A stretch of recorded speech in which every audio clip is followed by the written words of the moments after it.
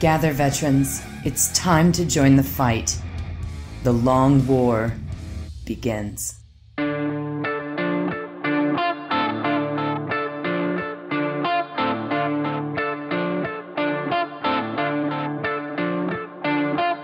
This is The Long War. I'm Rob B. And joining me once again are my partners in crime, Kenny Boucher, Mike Haspil, and Wyatt Turk from Jack of Close Painting.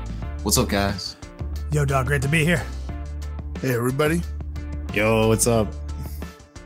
So it's a, I don't know what to make. I don't want to say it was an exciting weekend for the FAQ. The FAQs dropped and it was exciting to read through all the things, but I'm like even more pumped to just like keep painting the same stuff, which is great. Yeah, there was some stuff. They changed some things that are kind of important, but it's definitely not the earth-shattering revelation that everybody thought it would be. Yeah, I'm okay with it. I think for the first time, you know, we've seen some important statements from Games Workshop, and I like where it's at. I like where everything's at. There's definitely some stuff in it, some silly things, which we'll definitely go over. Tonight's episode is thematically named 40K Secret Menu. It has nothing to do with the secret FAQ update of September 30th or the secret menu that you can order from McDonald's drive-thru. Which, if you want to know the inside callback joke, you can definitely have to listen to the After Hours version of this podcast. Haspil is excited, to say the least. I was excited. I learned new things today. So let's jump into it with a Would You Rather with the whole crew again. Oh, man. You ready for a spooky Would You Rather? Yeah. All right. Would you rather be the lead character in a Nightmare on Elm Street film or a Friday the 13th film? Not an existing one, so like you don't in real know life. The plot. You don't mean like I'm so just this a is your star life in a movie. now. Yeah, so like tomorrow you wake up and you are now the protagonist of a brand new Nightmare on Elm Street situation or Jason. A Friday the 13th situation. I would do Jason movie because Freddy Krueger is the most scary motherfucker on earth. Do I get to be Nancy? I mean, you're you. Oh, I'm me? Yeah, you're you. I'm totally picking Freddy.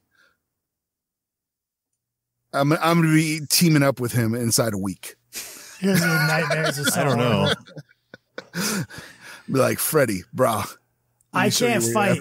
I've always told Bonet's always like, lock the door. Somebody might break in. I was like some guy, like a regular ass dude. I could beat that dude down. You know what's scary? When Freddy Krueger breaks into your dreams, son. Your mind. That's scary. Dude, Freddy would enter my dreams and be like, bruh. He's like, do you need a tissue? I'd be like, it's like that. Like, should we go to therapy together? Because it's you like traumatize him. You give him PTSD.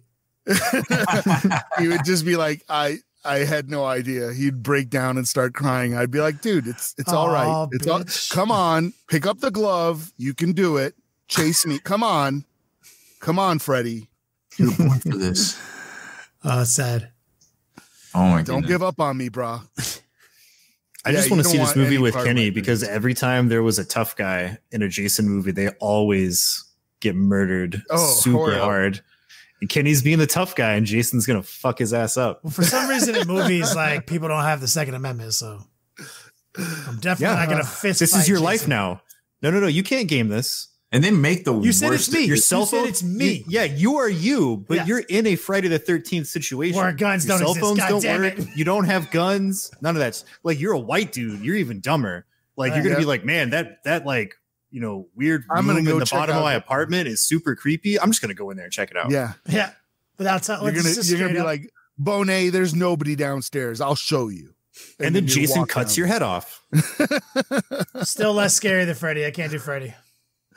Yeah. Defend my own. I'm like, I would totally choose Freddy, and I'm like, cue Dokken. It's the Dream Warriors. It's on.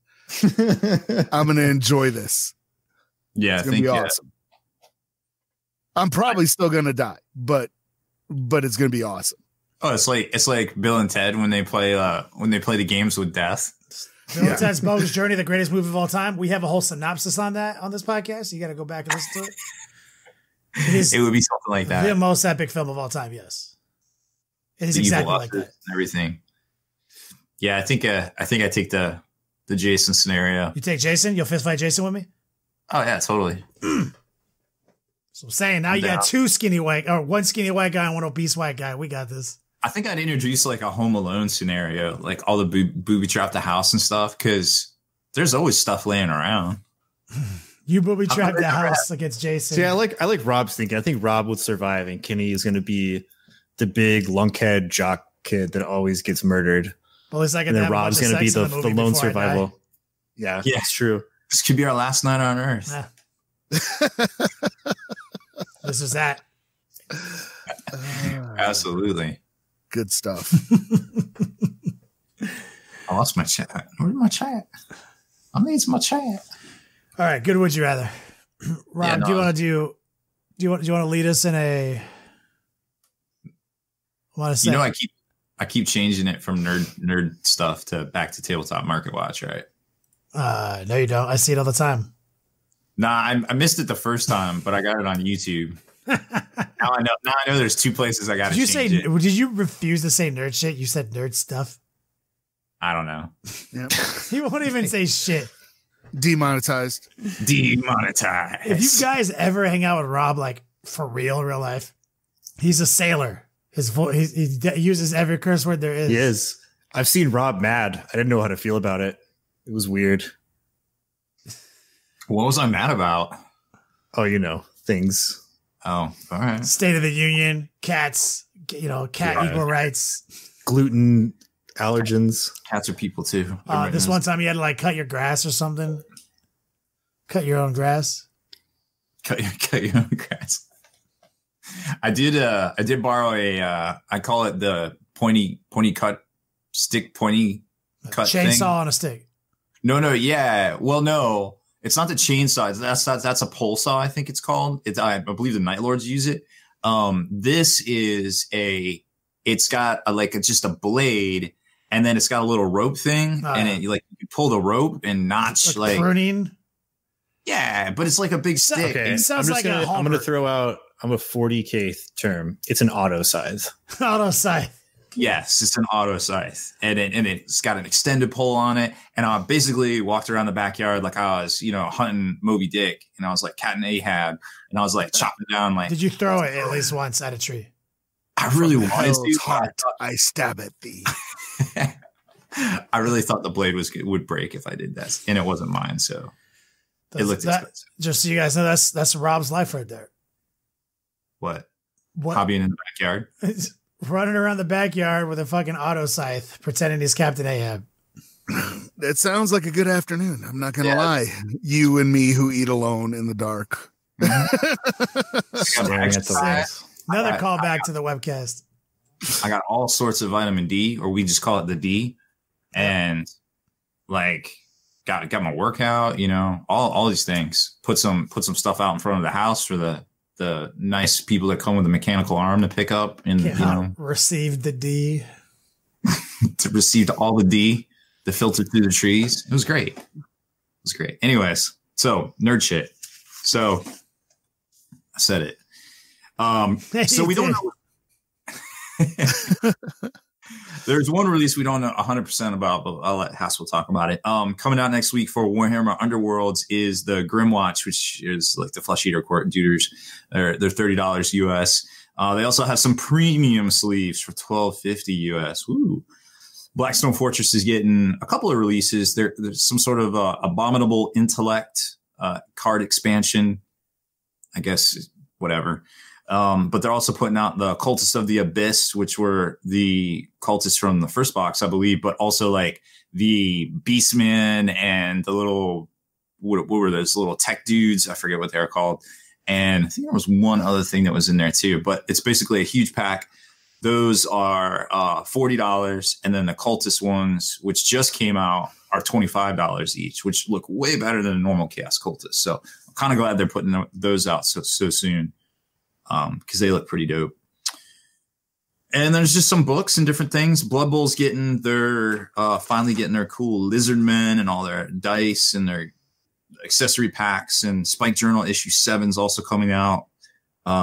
The guacamole gators. Yeah, the guacamole crater gators. Yeah, crater gators. Crater gators. So I love Blood Bowl.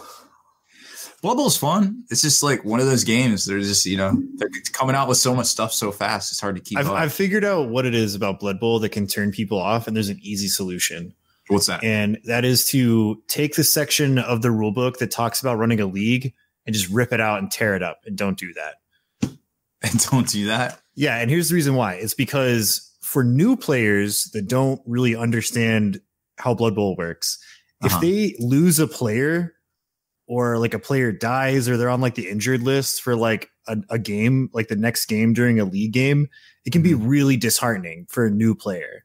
So what I suggest people do is run it like people do the pro seasons on the video game, where you just start off with a team and you only get like so much money and you just automatically get like a handful of upgrade points, and you can put it on however you want to. You can put it all on one guy, you can put it on like multiple players or whatever, and that's just your team for the entire season. Like there's no star points, nobody gets upgraded. It's just like that's your team. If a player dies during a game, like obviously you can't use them in the next half, but you get them in the next game.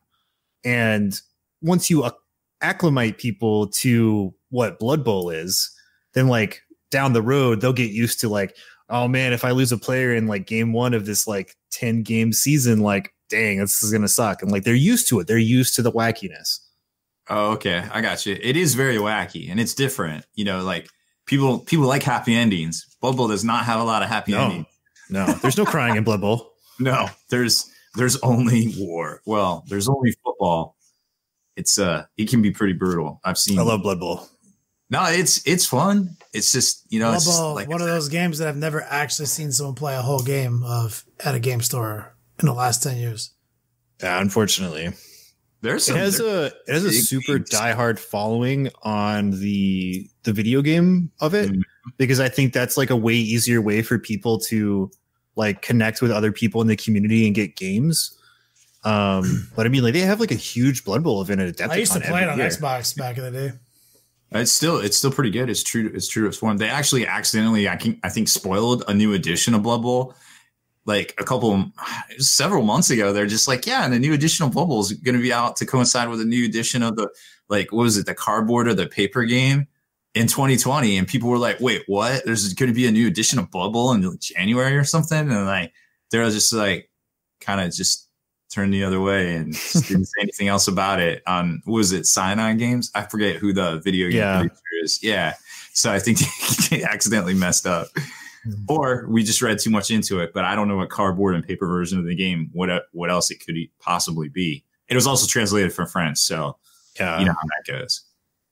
But that could be kind of weird. Also, Creature Caster came out with not one but two models up for sale October 1st. The new Orc Forge Lord, Orc with a C, but we know it's really a K for $42. He's Primarch sized.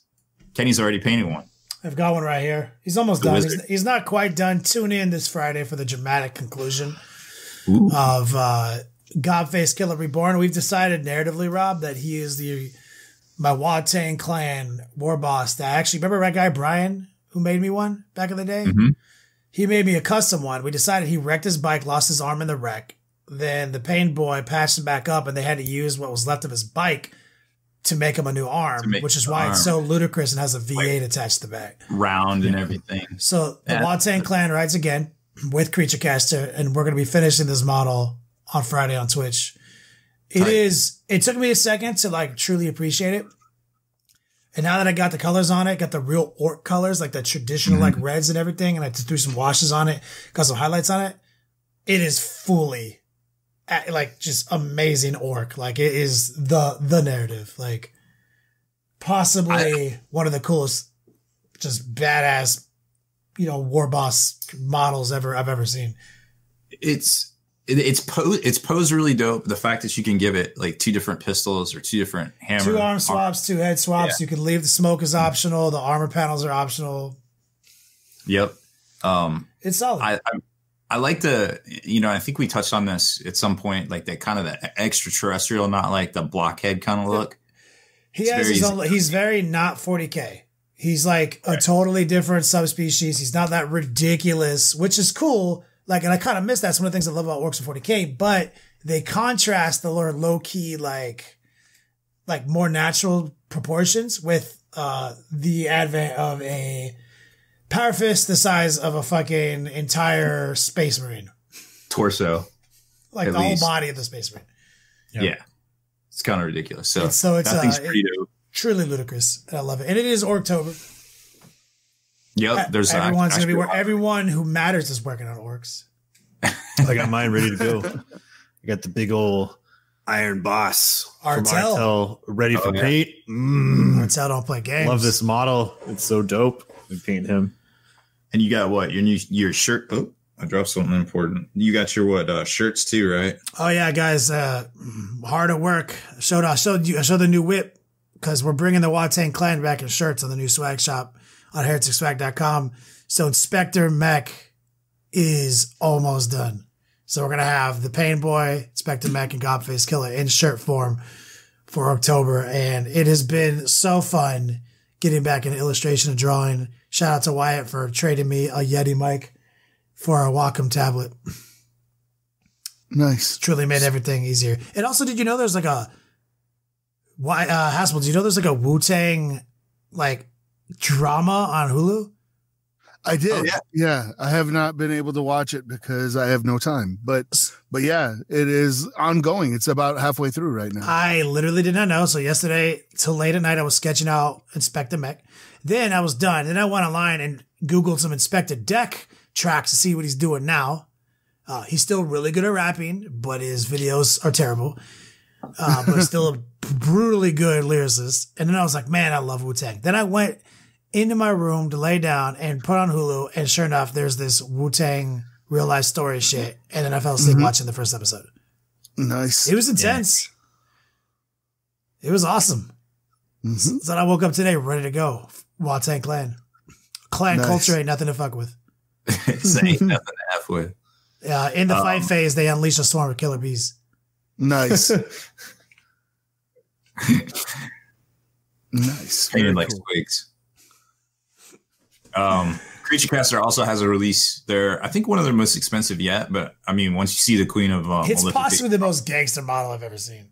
It's like literally a forever project. I was like, I love that. Every video I do, I'm like, man, this is like the best Creature Caster model I've ever seen. And then the next video, it's like, man, this is the best Creature Caster model I've ever seen. And then like this comes out, and I was like, I can't even right now. Like, I don't even know where to start with this model. It's so ridiculously over the top. But then I did the work model, and I'm like, okay, so this is the one video where I'm like, this isn't the most amazing Creature Caster, but it's really good, and here's why, because it's not a demon. But anyways, yeah, $129. I think it's, it's an amazing model. If you haven't seen it already, go check it out over at creaturecaster.com, because wow, that's what we can expect more of in the near future. I can't even right now. If Creature Caster just keeps on expanding the line on top of everything, not just, and goes beyond demons in a real way and goes beyond fantasy in a real way, could be one of the most awesome miniature companies of all time if they do that. Oh, 100%. Like, yeah. Because I mean, we got Artel, obviously. We got people like Wargame Exclusive and stuff like that. A lot of great third-party companies have really shown up over the last few years who bring truly excellent next-level quality. And Creature Caster has quickly, has quickly become one of them, like one of the greats. Well, I mean, it's also a scale thing. Like they're just at a different scale altogether and a different price point, and so their releases are kind of more staggered out than say like Artel or Wargame Exclusive. I mean, I got a package in the mail. We did this post about like the 60 model companies that you should know about, and I got hit up by a guy, and he's like, "Why isn't my stuff on there?" And I'm like, "Bro, I don't even know who you are." And he's like, "Here's my things," and I'm like, "That's dope. I've seen some of that, but like I never." You didn't make the list for a reason, sir. Yeah, well, yeah, I didn't know who he was, and I never worked with his stuff. So he's like, right. But by the fact that you said you're familiar with the stuff and it didn't make the list, ergo, he could read between the lines it wasn't a mistake. Well, he sent me some stuff and I got it and I was like, this is cast just as good, or if not better than Forge World, bro. Like this stuff is tight. You are obviously very, very good at what you do. We will talk about you. And fine cast level. It's more better than fine cast. But China cast level. Not as good as that. Go back a second. I don't know what that is. Look at his face. Demonetized. If you're asking me if I have purchased models from China, I will say I bought a lot of Forge World in the past. Oh, good job, Rob. He is great deflection. Rob Baer for president. It's happening. Yep. That's how you go. You go, hey, Rob, have you bought models from China? Well, if the question is if I buy Forge World models, the answer is yes. Yes. I definitely buy Forge World models. So yeah, lots of good stuff out there and lots more coming out. We know Cromlech's got some huge releases as well for Orktober, and I wouldn't be surprised if we didn't see some orc painting tutorials resurface on spikybits.com here very shortly. Mm-hmm. Haspil, what do we know about Bandai? Not much, unfortunately. Like it's supposed to go on pre-order this weekend, and for those who are not in the know, Bandai, who makes some really amazing models and some Gundam kits, had teamed up with GW to make, I think it's an 8-inch Primaris Marine. And it looks phenomenal. It looks really great. 50 different points of articulation. It is retailing at a trade show. They announced the price as about 11,000 yen. So, but unless they go direct conversion, which they probably won't. Wyatt was guessing what, 120? Yeah, I think with all the other like ticky-tack shit that they'll put on there for selling to outside markets, it'll probably end up being about 120. But that's just my guess. Yeah. Right. Some people have guessed higher. Some people have guessed lower. That conversion is what, like $101, $111? Yeah. It's like direct conversion is like $101, and that fluctuates. Right. So like on Wednesday, it could be 101, but then on Thursday, it could be like 95, or it could be 112. Like that's just how that works. So typically companies will price something to protect themselves from huge swings in conversion rates, which is why I think it'll be a little bit more expensive. And they also have to change prices and upcharge things based on import-export fees. Yep. So a lot of folks are a little bit stunned about, paying $120 for an 8-inch action figure, but you really have to look at it not as an action figure. It is a collectible. So if you look at comparable collectibles, not just from Bandai, but say from Sideshow, they are actually comparable in price or way more than that. Mm-hmm. So, and this thing is posable. If you recall, there used to be a Forge World Space Marine that stood about the same height. It was a kit that you could assemble, and that was more than 120. So just look at it that way. If you're in the market for this kind of thing, which I am, definitely, I'm probably going to buy like 10 of them and play Kill Team with them and dip them in contrast. Big Tick Bandit contrast repaint, fucking Kill Team Squad. Kind of on the other hand, though, too, if you take that was 11,000 yen and you plug it in the GW site on the Japan side, and then you extrapolate out, you get a Land Raider Crusader for like $85, I think. Yeah. So, it could be around the $80 mark. I think it's 11,500 yen is $85 on GW site. So it could be $80 too. Like that could also be like a weird thing of you're running yen through a British company that's then converting it to pounds, then converting it to dollars, and all sorts of other weird shit. So I mean, like, you could be right. Like, it could be 85, which, like, I'm gonna buy it, so I want it to be 85, but I'm gonna err on the side if I think it's gonna be more expensive. A lot of what other models they have is a Bandai side. Yeah, right. So there's evidence to support either way. Well, but we did say back in the day, anywhere between $85 and $120. Yep. I just, we just don't know, and G-Dub hasn't come out with the previews yet. But what we do know is it's not in solicitation to stores. I don't think it's at their warehouse. Probably Bandai.com. So chances are there's some other route to market that we just don't know yet. So definitely keep your ears open and your eyes glued to the interwebs, because all should be revealed relatively soon, I would think. Mm-hmm. Fact. So huge news. Obviously today we're going to talk about the FAQ, what's new in the FAQ, but something dropped today earlier on SoCal Open Facebook group by Reese, our Frontline Game.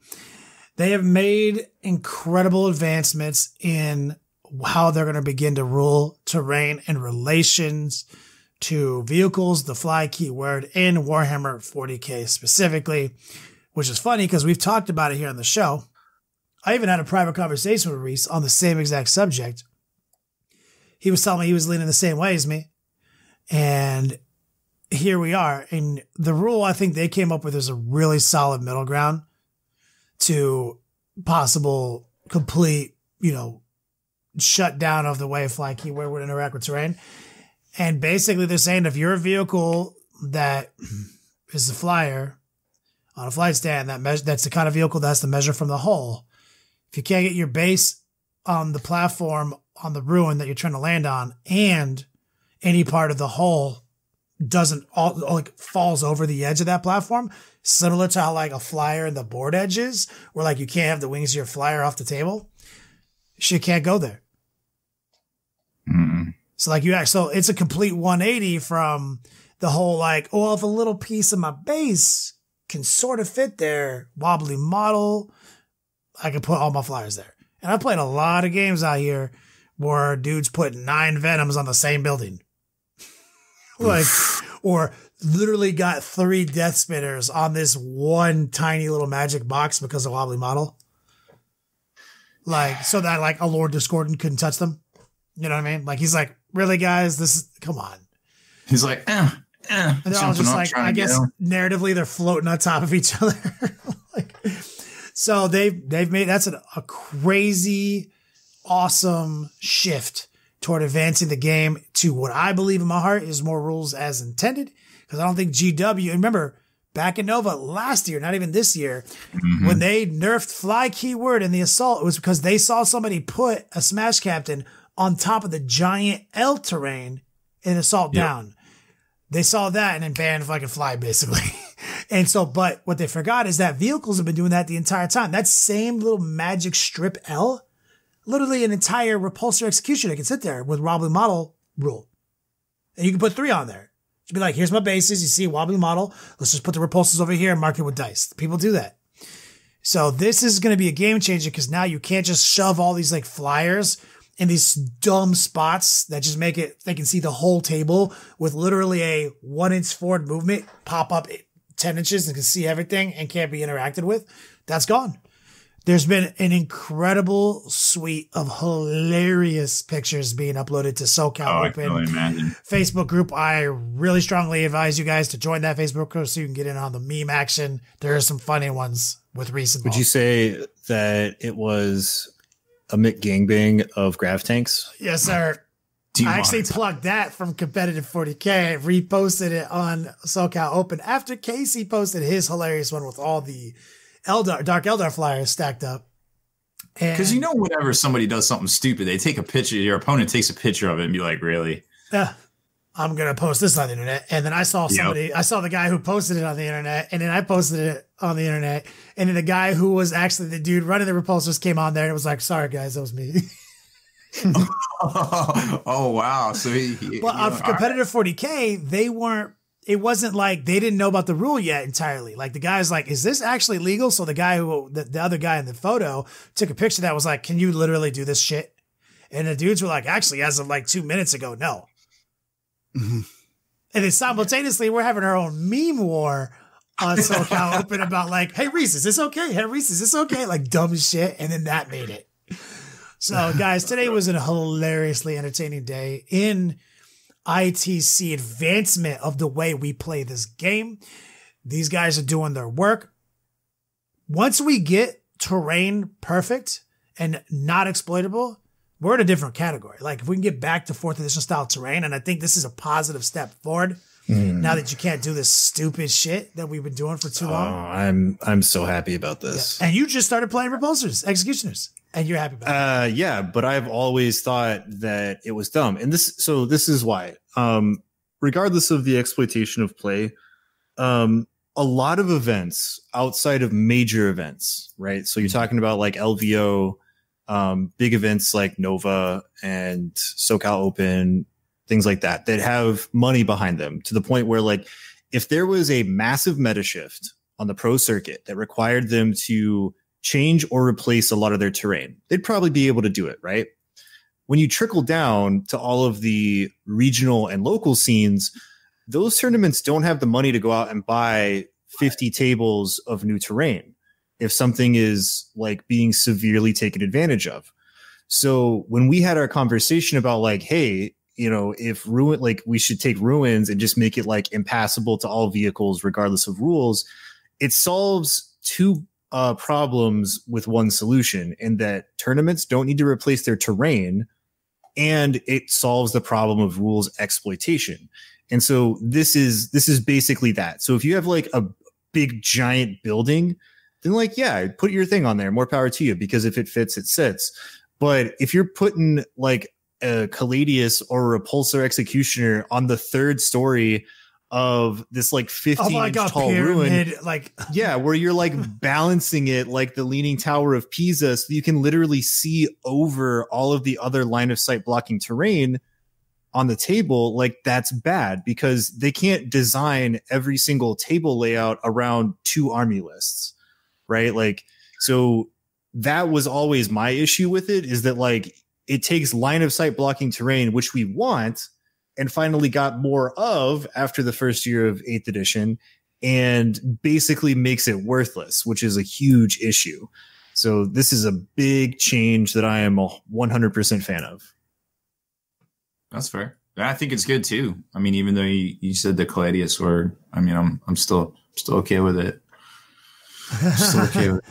He was like, it's not really a nerf when you think about it, because with the Caladius, we can do other cool things. I don't have to obsess over jumping on top. Yeah, but now Gilliman can charge that bitch, so I'm really excited. Who, Caladius? Yeah. You basically can't put a Caladius. Yeah, but not if it was in the top of a building.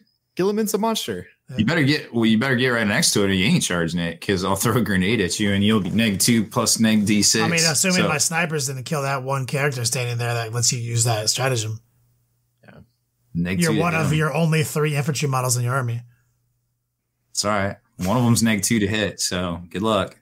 I don't need luck. Iron Hands doesn't need luck. That's You're not playing Iron Hands. Stop it. You don't know what I'm playing. I guess we'll find out, because I'm still running pretty much the same thing. So I mean, I'm for all you know, I'm running 9 dreadnoughts that are characters that you can't target. Nice. You don't know. That's cool. You don't know what I'm running. I'm of the mind that you should actually do that list for SoCal. Just to show everyone how, like, I mean, like, okay, so you know what a Kansas City shuffle is. Yep. I'm very familiar that list. When everybody is looking at triple Executioners and Leviathans, that list is the epitome of a Kansas City shuffle, and I think you will do very well at that event. That's Bruce Willis coming in on the right side of the screen, breaking a dude's neck, putting him down in a wheelchair, and running him back out of the train station. Because every good Kansas City shuffle also needs a body. Yeah, because like when everybody looks left, you go right. So what's new in the FAQ? All right. Well, so the major big September FAQ was not the massive change that everybody thought it was going to be. Yeah. So basically GW came out and said, like, we're pretty okay with where most of this stuff is at. And that doesn't mean there were no changes. It's just that the changes were really small. So instead of, tweaking that dial all the way to 12, they just turned it up a few notches. The major things is going to be GSC can no longer have reserves after turn 3. If you guys remember, there was some contention about this at Nova, because Nova ruled no reserves after turn 3 period. And there was like an issue at one of the top tables because it was like, confusion. So basically that's just how it is now. Like no reserves after turn 3. So that was a fairly big change for GSC. There was a slight change to savior protocols in the wording of it. It doesn't make it any better or worse. It's just slightly different. So those two are probably the biggest changes. And then a few days later, they made a stealth change to the Imperial armor Adeptus Astartes stuff. And that was to What about Knights? You forgot about Chaos Knights. Oh, okay. Well, we can summon demons now. Yeah, Chaos Knights can technically summon demons. I didn't bring it up because literally everybody I told about that was like, I thought they could. So I guess it's not as big news as I initially thought it was. That's funny.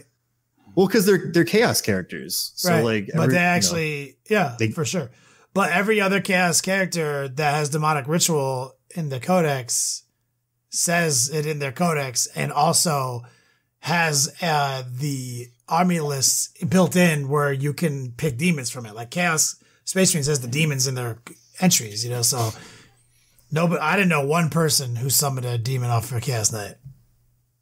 Well, you're about to know at least one more now. I mean, if you got 30 extra points laying around in your list, that's 10 personal horrors. Yeah. That's a screen, yo. But I mean, remember, a knight can't move. So like, that's just not the life I live. Because the character can't have moved in that movement phase. Mm-hmm. So also true. So yes, you can summon, but also you can't move. Yeah. Bit. So the big stealth change was with the Relic Whirlwinds. And so weird that they didn't actually announce this like on their Facebook or social media or anything. They just went in and changed it, and people kind of noticed it after a couple of days. And what they did is they came in on the Whirlwind Hyperios and the Relic Whirlwind Scorpius and removed the Whirlwind keyword. Yep. And the impact of that means two things. One, Sergeant Cronus can no longer enter those two vehicles. He can still get into a regular Whirlwind with either of the two weapon systems. And it also means that the Hyperios and Scorpius cannot use the fire again stratagem that is for Thunderfire cannons and Whirlwind tanks. It's interesting. Hypothesis on why that made the cut, but they didn't fix up Leviathans, is that this was because Ultramarines was the first wave of New Marines, first off. Mm-hmm. So there's the highest, highest likelihood of them making the cut. They also, people got dick hard about this Chronos Scorpios or Jump Street. Day one, this is the most OP combo in the game. Like, people talked it into existence, I think. So I think that's why it made the FAQ. Yeah. And also the Iron Hands and Raven Guard decks came out on the 21st September, right? Sounds right. Yes. So that means that probably this weekend we're due for an FAQ on those two supplements. It's like we're due for the either like 2 week to 1 month window after release of the FAQ errata on those books. And the exact same thing happened last year with the big FAQ and the Imperial Knight Codex. Like, it had just come out right before the big FAQ. Nothing was fact about Knights in the big FAQ. And then a couple of weeks later, their Codex got FAQ'd. So the sky is not falling. I'm sure that there will be some clarifications and FAQs and erratas on the Iron Hands and Raven Guard. For every dreadnought except for Leviathan. No? I mean, I wouldn't be surprised if they did the exact same thing where they were like, the Relic Leviathan does not actually have the dreadnought keyword. Yeah. So it cannot benefit from all of the wacky dreadnought stratagems and buffs. That might go. That's actually a really quick, very easy fix, but yeah, it can't be made a character anymore. No, it actually is totally Eternal. fair. It can't use what's the other one? You couldn't half damage it. Something about the ancients that lets it reroll ones. Damage it. Wow. Yeah. So you know why that's totally fair? Because it's also like the only toughness 8 2-up 4-up dreadnought. It already has built in. I'm really tough. It still has cool shit that it can. It's still gonna have a feel no pain, which it didn't before. You're still going to be able to repair it with Pharaohs. You can still use the Iron Stone. -1 damage because of the Iron Stone. Yep. It can still Overwatch on 4s if you spin the stratagem on that, because that's just an Iron Hands unit, not anything specific. It's just, it stops being the, you know, like, oh my gosh, it's invincible meme that so many people think it is. Conversely, we talked in discussions today about how a single Helldrake might be what you need in your Chaos list, guys. If you run 3 Lord Ds like me, you might consider going to 2 Lord Ds and a Helldrake as just a clean swap to handle these Iron Hands Dreadnought lists if that becomes a plague in your area. Because all you got to do is touch them. Got to touch them. Yep. You can power slide them. You can touch a lot of things with the Helldrake. Yeah. And without even charging the thing you're trying to touch. I have similar units in my new Space Marine list. Yep. I love it. So, oh yeah, someone in chat's like, the Telemon is tough to say 2 up, 4 up, 6 up. Yeah, Telemon. It's not a Space Marine Dreadnought. It's just not a Leviathan. But it's, can the Telemon play have all damage and -1 damage? No. That's why it's. Does it have 20 autocannon shots? 20 -3, strength 7 autocannon shots, -3 No, AP. it definitely does not have that. It's got a sphincter launcher. Does it Overwatch on a 4+? You can get it down to a 5. Well, it starts at a 5. Oh, you get the Telemon down to a 5? I think the Custodians have an Overwatch on 5 strat. It's pretty spicy. It gets the Deep Strike for free. No, still no take. It's shiny. That's cool. Yeah. It's got 2 fists. It's got opposable thumbs. That's pretty nice. It can hold stuff? Yeah. It can hold stuff. Leviathan doesn't even have opposable thumbs. It's, you know, basically a cow.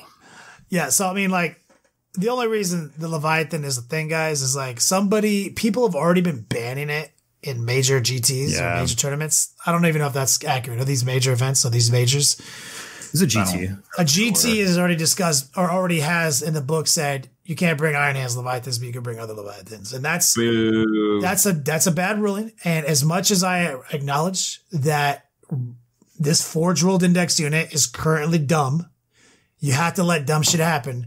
We mentioned this on the webcast before. Do you remember that whole year that you could play like a Castellan Knight, like 3 Smash Captains, an Imperial Guard army, get infinity command points and all that shit? Yeah. And it was just the best list of 40K. It won Nova last year. Remember how salty I was about Castellans for that whole year? Yeah. I remember. It won ITC, everything. It won 1 billion tournaments last year. That list is literally not legal today. It's like 300 points overcost, like 300 points more now than it used to be. All the good stratagems cost more CP. It can't keep making CP.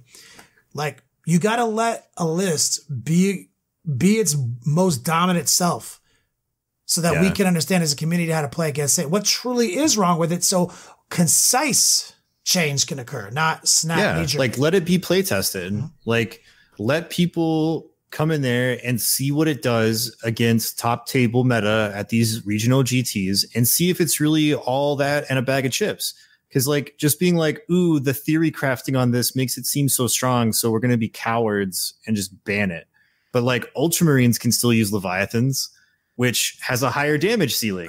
Yeah, they are more DPS. Like, and they can fall back and still shoot. Really fucking hard to kill. Probably better than Iron Hands. Like, before Duty Eternal, it was still like 9 out of every 10 games I would play in a tournament setting, that thing would not die. But it's like, apparently to these people, it's fine. But the Iron Hands one is too spoopy. It's just a mistake, knee-jerk reaction. This shit happens. We've had knee-jerk reactions in the past that end up having to get fixed in FAQs. Fly keyword on characters of anyone had to get fixed after it got knee-jerked. So shit happens, but this isn't GW's knee-jerk. This is just a GT did this. That's a mistake. Anybody who runs that GT, please, I implore you, it's a mistake. Go back on that. Don't do it. Let people be OP so that we can work it out, because we got to work it out. I mean, people in the chat, they're like, yeah, you got to let the community adjust. Got to let the meta adjust. Also, the Chaos Super Heavies got their their version of Machine Spirit, Hellforged, Demonic Machine Spirit. So they can move and fire, ignore penalties. And I think a lot of the Imperial Guard heavies were they added it to Steel Behemoth rule that they can not suffer. Did you see that Assault 3 Demolisher? We know that on the Vindicator.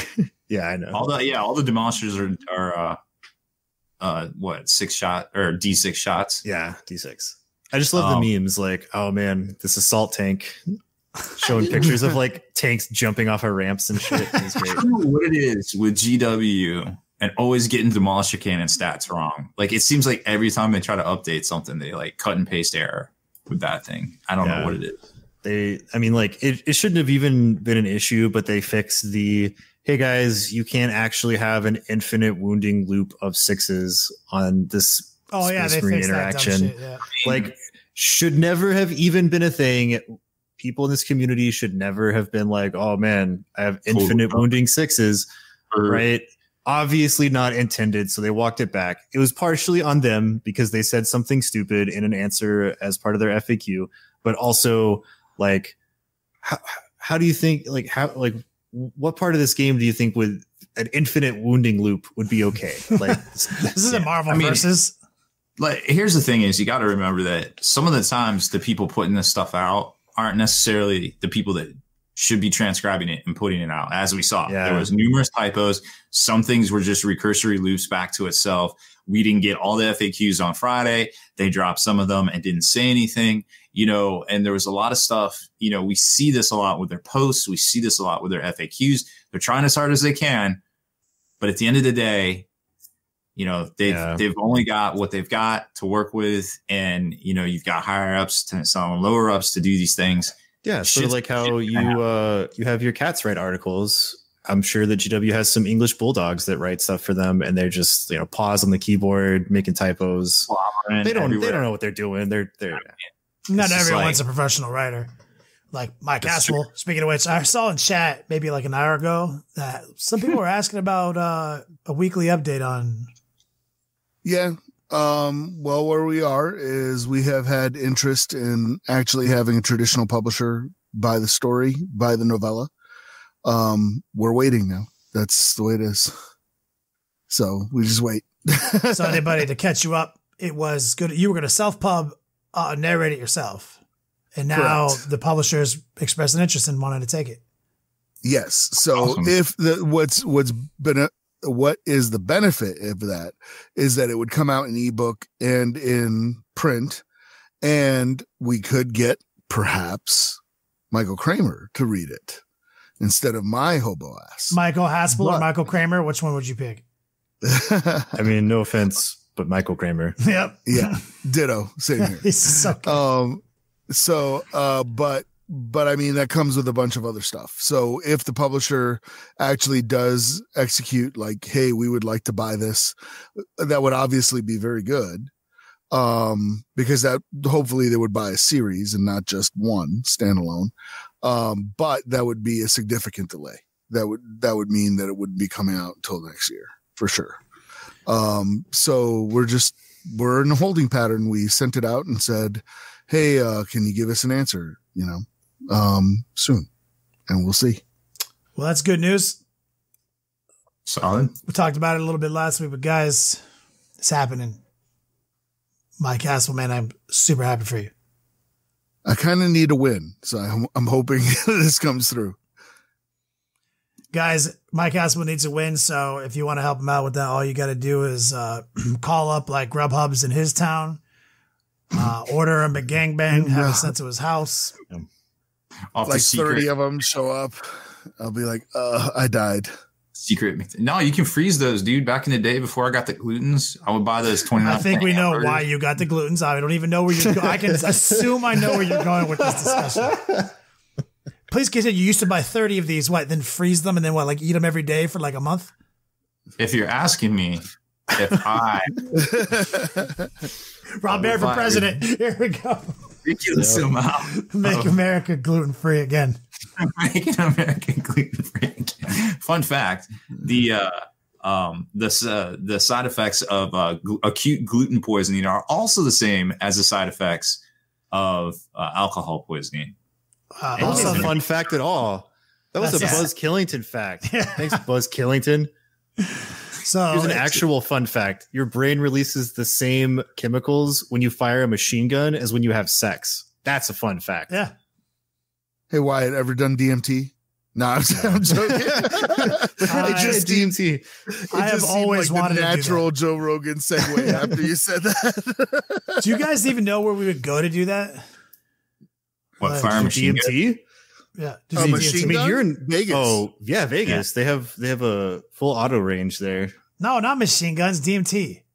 Oh, we just go hit up Joe Rogan, dude. Joe Rogan? He lives in Los Angeles. I mean, you live in LA. Yeah, he's like, obviously we're neighbors, so I'll just go. Let's go knock on his door. You go to the Comedy Store. That's where he hangs out, and you'd be like, "Yo, Joe, what you know about that DMT?" And he'll probably be like, "I got you, son."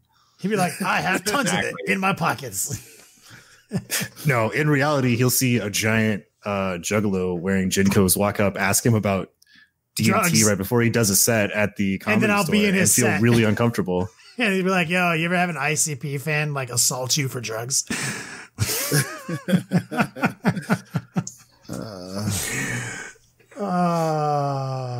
Zenro says, "Yo, salvia trip, man. I got hard into salvia when that craze hit in Colorado, like in 2000, like 2008. Yeah. Is that the right year? They were like literally just let you buy it from like Canada, and I bought like 2 pounds of it, and like smoked about, I don't know, an eighth of 2 pounds of it, and realized that there's no way a human can smoke 2 pounds of this. And like literally was like, all right, well, I just have salvia forever now. And now he orders all his vapes from China. Get that vitamin E acetate. Absolutely. Right. That's definitely what you should be doing. Salvia flavored. In the chat, Trotsky DM said, "That's why you got to bum rush Rogan from the get-go." I feel like that would be I feel like he would do one of those like Taekwondo sidekicks he's famous for and murder me. Yeah, Joe it Rogan would be a terrible idea. He had his black belt jiu-jitsu from Eddie Bravo, which is an achievement. Was a world-class Taekwondo fighter, which he will admit is garbage, but he can throw a kick at a fucking big fat juggalo good enough, I promise you. Yeah, he will like roundhouse kick you in the head and knock you the fuck out. Yeah. With any luck, I still get the DMT.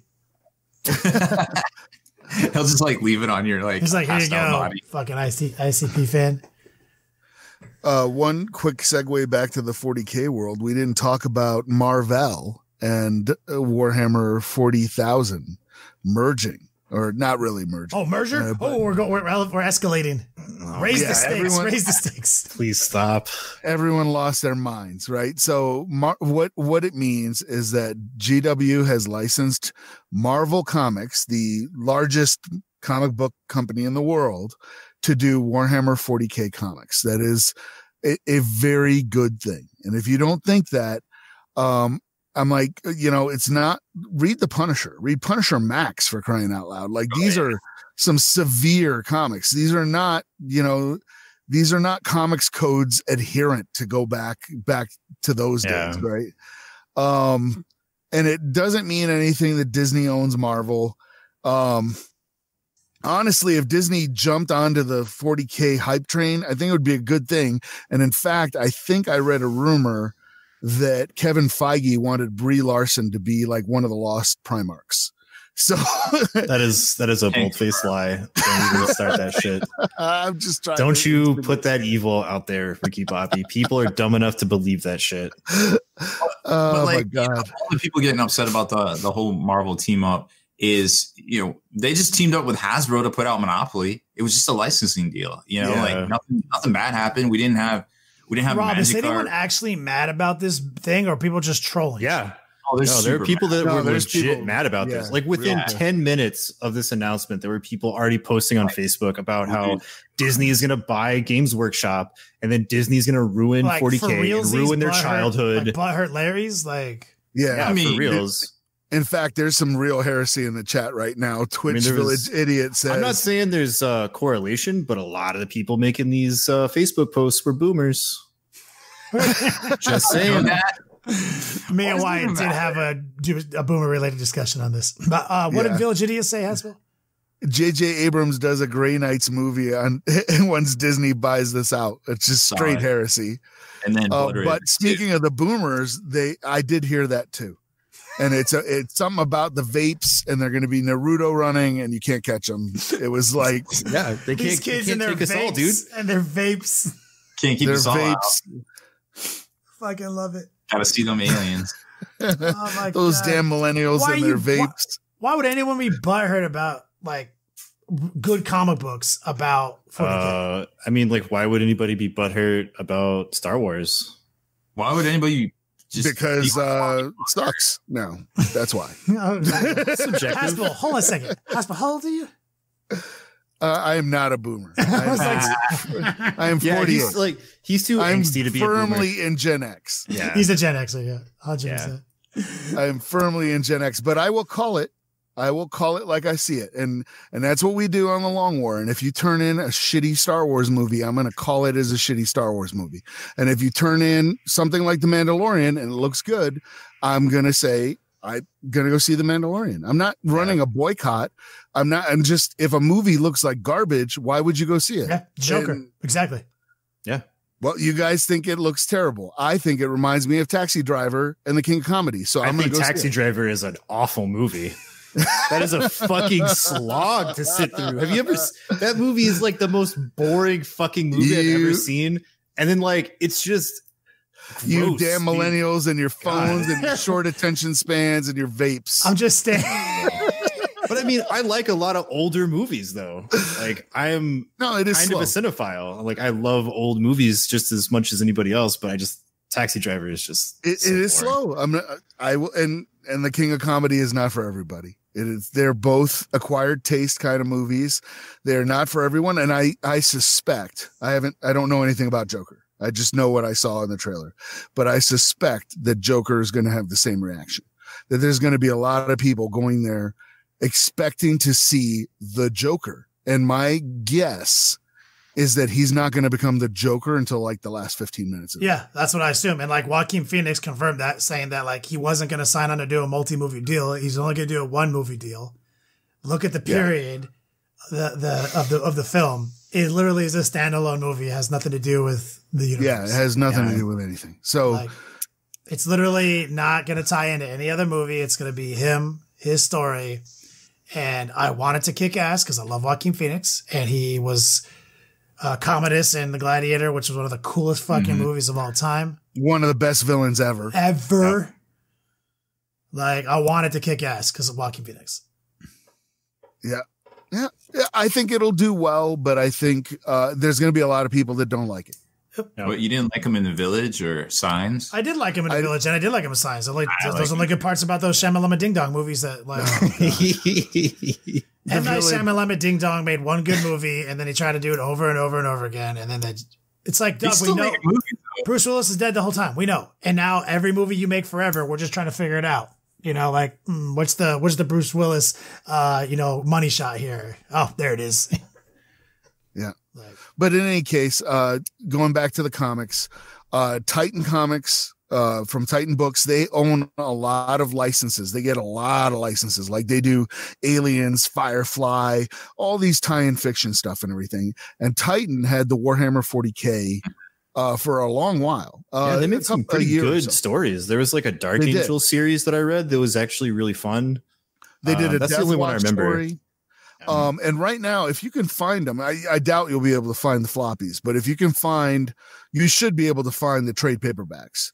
And they're pretty decent. I mean, they did break some canon. They stretched some stuff. There was a story where there was an Inquisitor that like wore Terminator, like was able to fit in a Terminator army with like no mods. Like she just climbed in.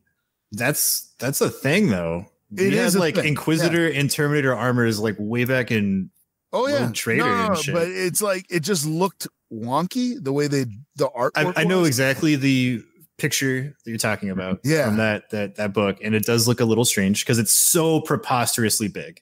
Yeah, like the Terminator plate itself is like upscaled to comic book size, and she's like super hot comic book girl in comic book size. So it's like it was weird, but it was a cool story. So you can check them out, and I'm for one looking forward to what Marvel's going to do. And I was going to take a dig at Dan Abnett because I was like, now he can do Ravener and they can be part of the X-Men. Yeah. Straight up X-Men. Yeah. And speaking, that's what I was going to say is Abnett writes for Marvel quite a bit. If you look at all the titles that he writes Guardians of the Galaxy, X-Men. What was that, Rob? Oh, Punisher too. Punisher, Annie Lanning were pretty much the architects of the reboot for Guardians back in 2008, and then obviously helped with the movie too. The movies, excuse me. Yeah. So, it's awesome. So this is a good thing. It's bringing Warhammer closer to the mainstream. I mean, 10, 11 years ago, I could have told you that with 100% certainty that my mother had no idea who Tony Stark is. That is no longer true. She can name all the Avengers. She knows who all of them are. And how cool would it be if my mom could name the Primarchs? I would lose my mind. So I'm like, this is cool. This is a good thing. Oh man, Matt C is one of those salty grognards bitching about stuff in the chat. Marvel's too SJW. Disney is going to ruin it. Oh my God, you're part of the problem, dude. It's going to be amazing. Nothing doesn't belong to you. It belongs to everybody. It's not. It's like your vision of what this is not what everybody else needs to adhere to. Just like love what you love and let other people love what they love. We should all be friends about this all the time. Damn, you need to move to California with that attitude. I cannot agree with Wyatt on that. I can agree with part of what he said. I can agree with it may not be for you, right? It may not be for you. You I have come to realize that, okay, I really didn't like The Force Awakens because of J.J. Abrams. I have not seen The Last Jedi, but it's not for me. My movies were A New Hope, Empire Strikes Back, and Return of the Jedi. These movies are for a new generation. They're not for me. So I've moved on, and that's okay. I don't need to bag on it to ruin it for the new generation. It took me a long, long time to get to that point. I feel like that's why I said. Yeah, where I didn't have to evangelize against stuff to explain to people why they sucked. Yeah, and it's I could just be I thought it sucked. Let's segue this into another kind of community PSA, right? So we all know that Eisenhorn, the TV show, is sort of somewhere in production. We don't exactly know when, but it's an eventuality, right?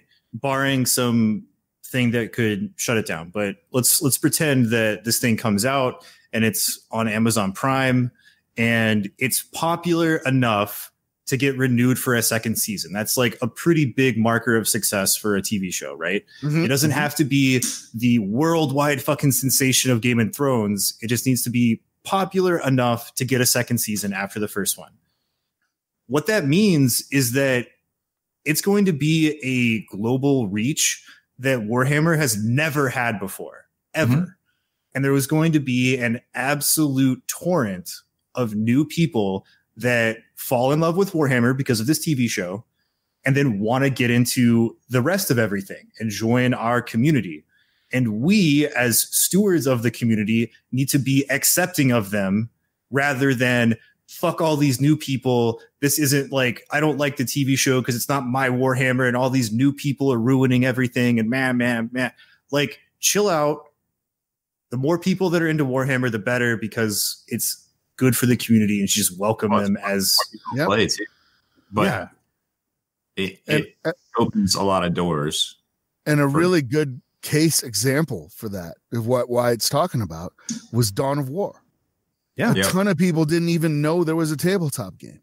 And I still think GW messed up, especially on the expansions like Winter Assault.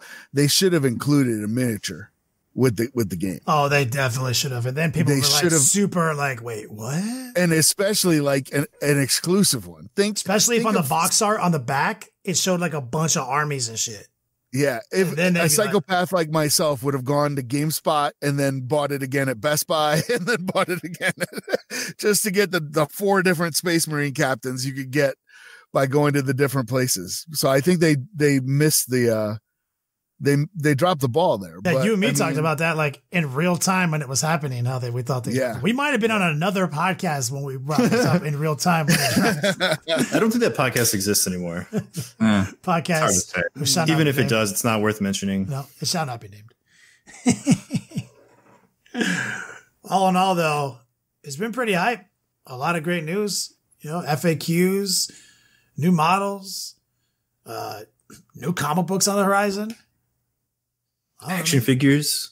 Orktober. Action figures. What the fuck? I'm more excited about the action figure than the comics. To be honest. I'm on that action figure. Yeah, I'm gonna buy two. This is the first time I've seen these, and I'll be like, I kind of want to paint one. I want to get into that whole thing of like taking. Are we doing that? We Gunpla now? We're gonna take it out. And we're gonna like. It's not Gunpla. It's an action figure. It's like there's a whole community of people on YouTube that take like collector toys that are kind of like okay. And then they do all these cool techniques on them to make them look like super baller sideshow collectible levels of awesomeness. And it's just like, I want one that I can just have in a box and put on my shelf. And then I'll take one and I'll strip it and I'll, paint it up like my style.